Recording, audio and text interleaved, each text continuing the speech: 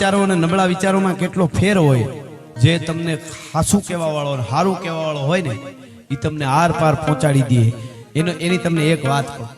એક રાજા હતો ને એને સૈનિકો, એનો જે સેનાપતિ હતો ને બહુ ક્રાંતિકારી, આવી રીતે દરિયો ને સામે કાંઠે એક રાજ્ય બીજું, જૂના જમાનાની વાત। રાજા એના સૈનિકે, એના મંત્રી એટલું જ કીધું, મને 500 જણાનું સૈનિક આપો ને, હામાં રાજ્યને જીતીને વયો આવો। 500 ખાલી 500 જણા। તો રાજાને એમ થયું 500 જણા, ઓલા 10,000 ની સેના। એ કે તમારે મને સેના 500 સૈનિકો આપો ને, એ મારા હાથની વાત છે, મારે શું કરવું? ગોરીલા યુદ્ધ કરીશ, રાતમાં જંગલમાં મારતો જાવ, છુપાતો જાવ, કઈ વાંધો નહીં। જહાજ ભરીને સામે કાંઠે ગયા દરિયાની ખાડી, અને 500 સૈનિકો આપ્યા ને, ઓલા 10,000 ની ફોજ હતી। સામે કાંઠે જહાજમાંથી બધા ઉતર્યા ને એટલે જહાજને પેટ્રોલ છાંટીને હળગાવી દીધું ઓલા મંત્રીએ। વાલા 500 સૈનિકોની રાયડું ફાટી ગઈ। કે આ તો ખૂટલ નીકળ્યો, અહીંયા આવીને આપણે મરવી નાખવા લાગે। આપણો મંત્રી ખૂટ્યો। એ કે તારે શું કરવું? આપણું જહાજ હળગાવી દીધું, હવે આપણી હાર થાય તો પાછું કેમ હેમાં જવું, ભાગવું છે એમાં? તો એ મંત્રી એટલી જ વાત કરી હતી, પાછળના કેળા બધા હળગી ગયા, હવે જીતવા સિવાય બીજો કોઈ આધાર નથી, હવે જીતવું પડે, જીતવું પડે ને જીતવું પડે। તમારે જો આર પાર જવું છે, પાછળના કેળા હળગાવી દો। તમે જે ધંધો કરો એમાં આર પાર જાશો, જે એવું નથી। અને મન તમારું આમ જેમાં મજા આવતી હોય ને એ કરજો પાછા। ધરાર તમે ડિગ્રીઓમાં સોટાડી હોય ને તમારે મન વાડીએ હોય તો વાડીમાં છોટી જાવ। એમાંય આયુર્વેદનું આ તેન કૃષિનું જાણીને કરો તો એમાંય ઘણું સારું છે। તમને એમ થાય કે આ હોટલનું કરવું દે, પણ ટૂંકમાં તમારે મન બીજું હોય ને બીજું કરો ને એટલે ક્યાંય ના નોરિયો, છેલ્લે રેકડી કરવી પડે એવું થાય છે। તમને રેકડીમાં ફાવતું હોય તો ટૂંકમાં કહેવાનો ધંધો કોઈ નાનો છે જ નહીં। તમારી હિંમત કેવડી છે એ બહુ મોટી વસ્તુ। એ તો જેની સોચ હોય, કચરાવાળો કચરો વીણતો હોય, કચરાવાળો, તો આપણને એમ થાય ને કેવો ખરાબ કચરો વીણે, આપણને એ ખરાબ કચરો લાગે, એને એમાં રોટલો દેખાય છે, કારણ કે એનો તો એમાં રોટલો છે સાહેબ। અને હકીકતમાં એ કચરાવાળો નથી, કચરાવાળો તો આપણે હોય, એ તો કચરો સાફ કરવા વાળો છે, એ તો ચોખ્ખું કરવા વાળો છે। કચરાવાળો તો આપણે છીએ ને। કઈ પ્રકારનું જોવું, એક પાણીનો અડધો ગ્લાસ હોય મારા હાથમાં, એટલે પૂછી કા આમાં શું છે? કોઈ એમ કે અડધો ગ્લાસ પાણીનો, કોઈ એમ કે અડધો ખાલી છે, કોઈ એમ કે અડધું પાણી છે। દ્રષ્ટિ ઉપર આધાર છે બધો। એટલે કહેવાનો મારો અર્થ, તમે એવા મિત્રોને હારે રાખવા, એવા માણસોની પાસે બેહું। હું કોણ છું, મારું કુળ કયું, મારા બાપ દાદા કયા છે, મારી પરંપરા કઈ, મારાથી જેવું તેવું ખવાય નહીં, જેવું તેવું પીવાય નહીં, જેવું તેવું બોલાય નહીં, ગમે ત્યાં ગમે ન બોલાય। સુરવીર માણસ કોને કહેવાય? દાખલા તરીકે કોઈનો પ્રસંગ હોય, ઘણા નથી પ્રસંગમાં બહુ હતાણા થાય, મને જરાક મૂકી દો, ખબર છે કે આટલા જણા છે, આમાં શું થવાનું? એકલા ફાળે ની પછી બબાટી બોલતી જતી હોય, એને સુરવીર ન કહેવાય। પણ કદાચ એવી ઘટના ક્યાંક બને, દુશ્મન હોય, મર્દના ફાડિયા હામાં પ્રસંગમાં ભેગા થઈ ગયા હોય ને, કાંઈ બોલે નહીં, પાસે પાસે બેહી જમી લે, દિવસને ક્યાં દુકાળ છે, મર્દો ખાલે ભેળા થવું તેથી વેર વાળી લઉં, એવી આપણે ત્યાં। એટલે જોગીદાસ કુમાર ખરખરે ગયા હતા ને ભાવનગર। હવે અટાણે એવા ભરોહા કરાય? કોઈ દુશ્મનને ત્યાં ખરખરે જવાય? ટીપી નાખે, માંડ મોકો મળ્યો છે, માંડ મોકો મળ્યો બધાય છે। જોગીદાસ કુમાર ખરખરે ગયા હતા, બોલો, ભાવનગર મહારાજના કુંવર દાદભા ગુજરી ગયા, ફાળી ઓટીને બધાને હારે ગયા, ધ્રુવ કે રોતા હતા। ભાવનગર મહારાજનો અવાજ નીકળી ગયો, એ બસ જોગાભાઈ, બસ જોગાભાઈ, બસ। તા તો તલવારની મૂઠ ઉપર બધાને ગોહિલવાડના યુવાનોના હાથ વયા ગયા, જોગીદાસ કુમાર ક્યાં છે? હા જોગીદાસ કુમાર, બસ બસ કરો હવે રોવામાં। દાદભાઈ તો જે ઈશ્વરની ઈચ્છા હતી થયું, મારો દીકરો ગુજરી ગયો એમ। તલવારની મૂઠ ઉપર બધાને હાથ ગયા, ક્યાં છે જોગીદાસ? એમ આમ ફાળ્યું, હું શું કર્યું? ભાવનગર મહારાજને કીધું, ઓળખી ગયા? અને તેથી ભાવનગર મહારાજે કીધું, તું જોગા ખુમાણ 500 દુશ્મનોના પડકારામાં જોગીદાસ કુમારને ઓળખી જાવ તો તારા ધ્રુવકાના રોણામાં તને ન ઓળખી જાવ? અને માણસોને કીધું, ખબરદાર કોઈ કઈ તલવારના મુઠ ઉપર હાથ દીધો છે તો આજ જોગો ભાવનગરમાં ભાગ પડાવવા નથી આવ્યો, આપણા દુઃખમાં ભાગ પડાવવા આવ્યો છે, કાંઈ ગામડાઓમાં ભાગ પડાવવા નથી આવ્યો। બહુ હતું આવું અદ્ભુત વાતો અમુક દુશ્મનોની છે, પણ અટાણે આપણે તો વિચાર થાય કે ઓનું ખાલી મોટરસાયકલ ભટકાય ત્યાં સામે વાળા દુશ્મનને વેર વળી જાય। બોલો, ભારી કામ ઝીલે એવું જરાય, પણ એમાં વેર વળી ગયું તારું। આ બધું આપણું અદ્ભુત હતું, આપણા પાસેથી ઘણું શીખવા જેવું। એટલે હમણાં ભાઈ યાદી કરાવતો ને, બોલતા હતા ત્યારે ભાઈ, સાચી વાત છે, ભારતની પરંપરા બાજુ બધા વળ્યા છે અત્યારે, અને એ છેલ્લે કરવું જ પડશે આપણી। પણ ખેર, આપણી વાતો એટલી બધી પડી છે, હું કાયમ બોલ્યો છું કે આ દેશના સુરવીરોની એટલી વાતો છે, ઉપરા ઉપર પુસ્તક ખડકતા જાવ ને તો સ્વર્ગમાં પૂગવાની નિહાણી જે થઈ જાય તો એ વધે, એ રાયતુની રાતે પૂરા થાય એમ નથી। એવડા જબરજસ્ત ઉજળા ઇતિહાસ પડ્યા છે અને એ ઇતિહાસની વાતો કલાકોની કલાકો સુધી આપણે વાગોળ્યા કરી તો એ બધી વાતો છે એ હાલ્યા કરે, પણ છેલ્લે માથી કોઈ મોટું નહીં જળ ધર કે જગદીશ સૌ નમાવે શીશ અંબા આગળ હાલ્યા. એટલે અમારી મઢડાવાળીમાં સોનબાઈ 9 લાખ લોબડિયાળીઓમાં આવી જાય. હા હા, મને ભાઈ દેવાભાઈ નો ભાવ તો એમનું કહેવાનું. એટલે સમતુલી માતાજી હાથ બેનું બેઠી છે, મેં પ્રોગ્રામે કરી આવ્યા. સમતુલી માતાજી અને હાથે સમતુલ, જેને અવાજ કરો આવડ જોગડ તોગડ વિજયભાઈ છાછા ઓલ ખોડિયાર, જેને અવાજ કરો ને એ માં આવી અને તમારા કામ કરે એવી જાગતી જોત બેઠી છે. તો છેલ્લે માની જો વાત કરતો હતો, એટલે એ માની 2 કડીમાં વંદના કરી અને પછી મારા શબ્દનો વિરામ આપી છે. એટલે કે ગુણીજન આવી જા સમતુલીના ગુણ ગાવ, એ કવિજન આવી જાવ સમતુલીના ગુણ ગાવ. આજ વખાણો જગદંબા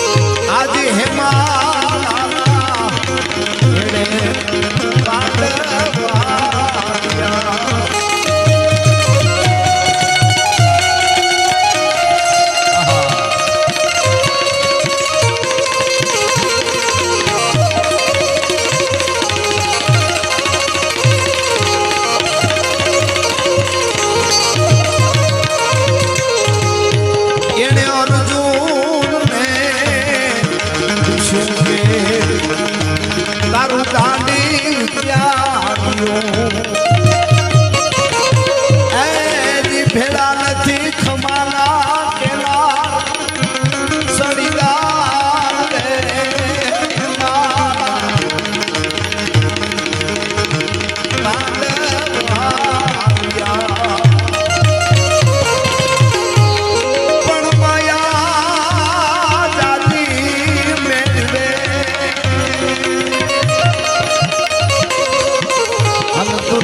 જાતું જોજવા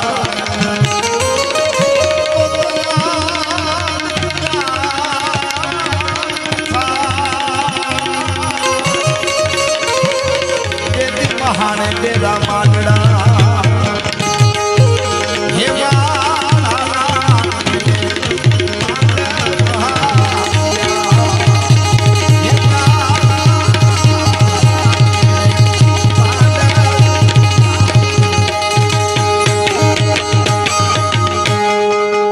દ્વારકાધીશની સામ્રાજ દાડા પીરની ઓખેશ્વર મહાદેવની નમ પાર્વતી પતિ હર હર મહાદેવ